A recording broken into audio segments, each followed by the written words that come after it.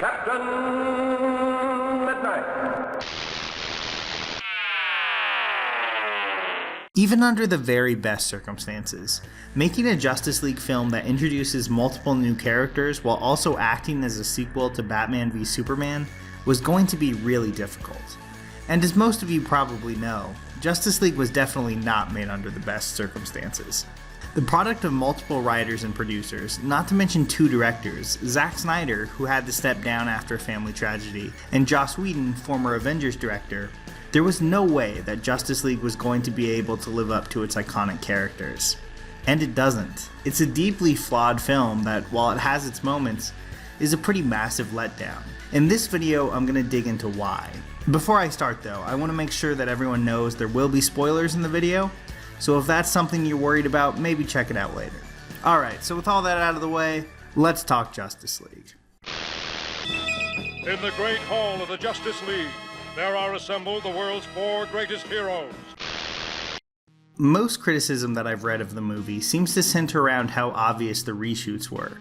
Batman's fluctuating weight, Superman's wonky CGI lip, the spotty special effects that were obviously rushed, and I get it, it all really sticks out like a sore thumb. But honestly, if all that stuff was in a movie that had a great story with good character arcs for the team, I don't think I would have cared too much. But it isn't. Instead, it's a movie that doesn't seem to know what it wants to accomplish. When the movie opens, we see that the world is in a sad state of disarray without Superman, who is apparently the shining beacon of hope for humanity.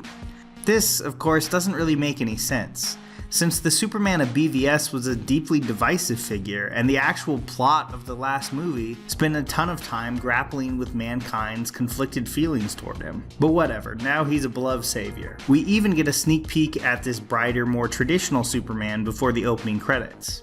And while I understand why they did it, it still felt jarring to see Henry Cavill's more downbeat interpretation of the character suddenly acting like Christopher Reeve. And yeah, that weird lip problem definitely didn't help.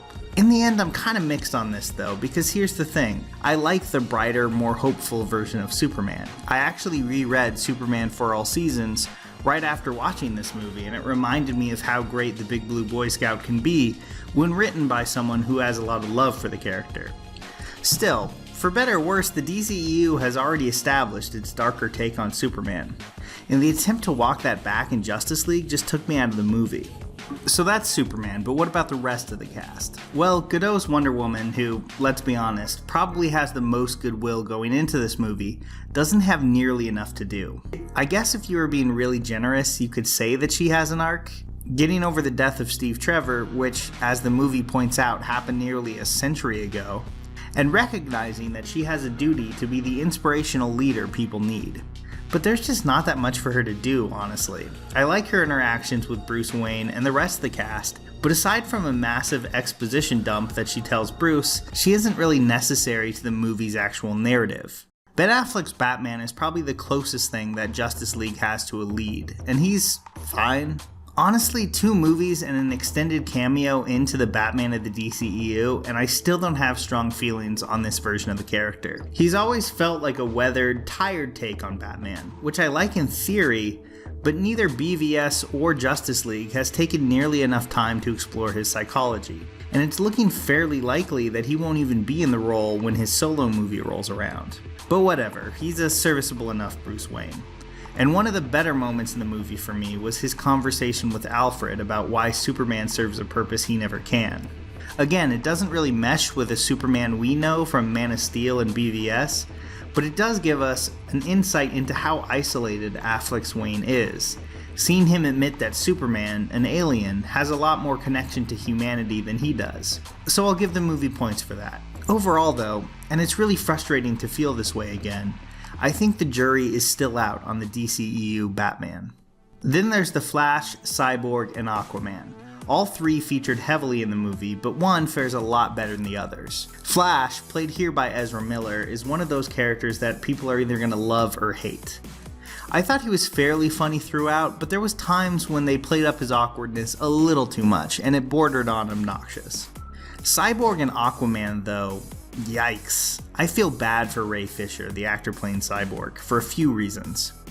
First and foremost is that he's stuck playing a version of the character that isn't nearly as fun as the one featured in the comics. His performance is hindered by a CGI suit that covers his face, and honestly looks kinda crappy and rushed.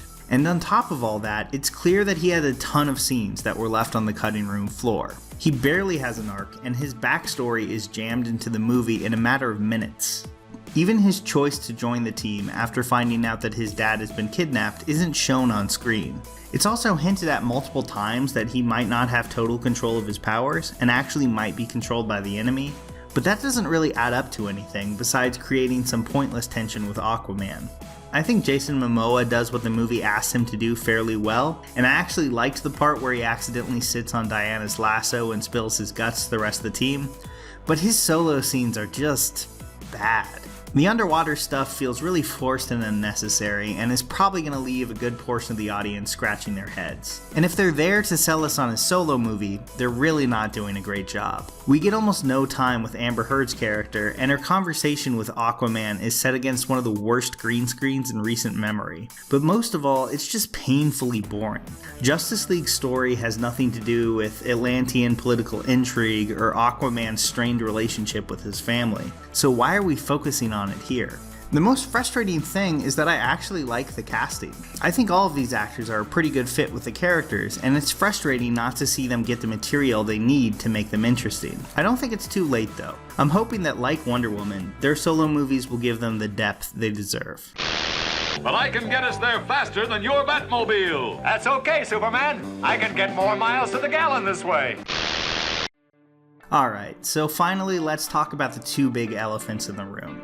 The actual plot and the villain, Steppenwolf. I was really worried when he was announced as the main bad guy because honestly, the most interesting thing about Steppenwolf is the fact that he's related to Darkseid. Not much to hang a whole movie on. Apparently at some point in the distant past, Steppenwolf lost a war against humanity, Atlantis, the Amazonians, and anyone else who was free that week. After his defeat, the mother boxes were divided up between the groups. Atlantis was given one, the Amazons given one, and 9 rings were gifted to the race of men. Now, I'm perfectly fine with magical artifacts serving as a story engine to get the plot going. The MCU has been doing this forever, but Justice League leans into this whole mother boxes thing so hard that it's a little tough to take seriously. Not only do they feel like a lazy plot device, the villain chasing them couldn't be more boring. Cool voice aside, Steppenwolf is a complete nothing of a character. He doesn't have an interesting relationship with any of our heroes, and spends most of the movie hyping up how awesome he is, and making a lot of statements directed at Mother. The low point of the movie, I think, is his introduction on Themyscira.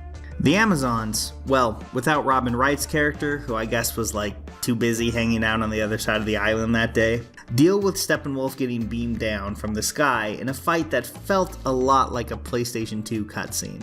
Like honestly, I feel kinda bad for picking on Hela in my video about Thor Ragnarok last week. Compared to Steppenwolf, Hela looks like she was written by William Shakespeare himself. Pretty much no matter how you look at Steppenwolf, he's a bad character. He never does anything remotely interesting or unexpected. His motivations and personality don't reflect back on the heroes in any thought-provoking ways like the best supervillains do, and he can't even do the absolute bare minimum of showing up and looking cool, because honestly he looks like rejected Sauron concept art that some visual effects guy has had on his computer since 2002. I generally try to stay away from hyperbole in my videos, but honestly I think that Steppenwolf might be the worst bad guy in a DC movie since Nuclear Man in Superman 4, and at least he was kind of fun in a campy way. And it's those mother boxes and Steppenwolf's painfully uninteresting plan that I think ultimately dooms Justice League.